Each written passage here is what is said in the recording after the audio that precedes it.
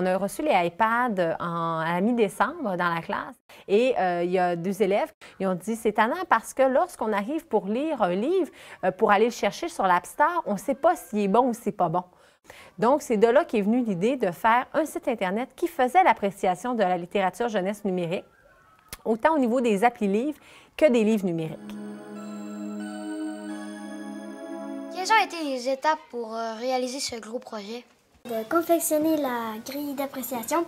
Ensuite, on a fait les comités, puis entre comités, on s'est réparti les tâches. Et on a lu des livres numériques sur l'iPad, puis on a commencé à les apprécier.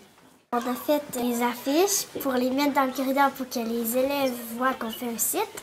On est allé dans les classes pour présenter notre projet aux élèves. La différence entre un appli livre et un livre numérique? Bien, un livre numérique, c'est un livre comme un livre en papier, mais c'est juste que tu le lis sur les iPads.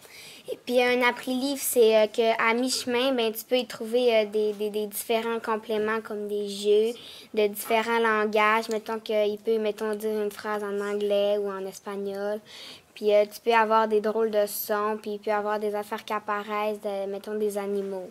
Comment vous faites pour faire les appréciations? Il suffit de remplir une grille d'appréciation numérique.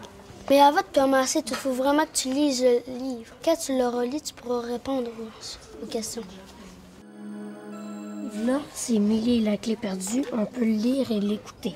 Le texte, c'est le fun parce qu'il n'est pas trop petit ni trop gros. Il est parfait. Ben, il n'est pas flou. Tu vois bien le texte. Ben, il n'y a pas des mots trop compliqués. Les images sont assez grosses, assez belles. On voit super bien. Il n'y a pas de flou dans les images. C'est très illuminé, puis ils prennent toute la page, puis c'est vraiment réaliste parce que c'est des vrais personnages, c'est pas des dessins animés.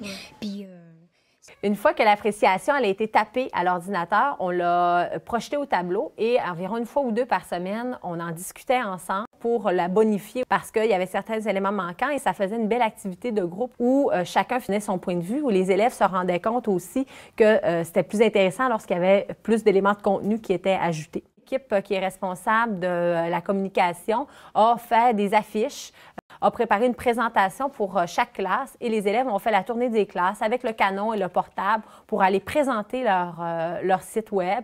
Tu vas dans Google, tu marques « Livre techno ». Sur la page d'accueil, il y a des nouvelles, comme tu peux voir ici. Après, il y a la page du comité du projet.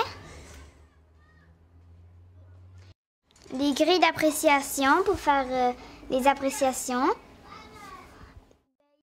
Nous, on a classé les livres dans des catégories d'âge. Pour aller présenter aussi pourquoi ils l'avaient fait et pour encourager les gens à le visiter. Ils avaient préparé aussi des petites étiquettes où tous les élèves de la classe.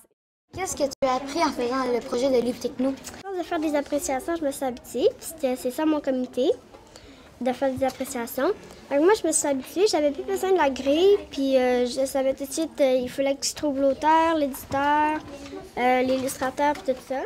J'ai des nouvelles qualités que j'avais pas avant, comme l'autonomie, la responsabilité. j'ai appris à être plus responsable, surtout à faire un site, parce qu'avant, je n'étais pas capable.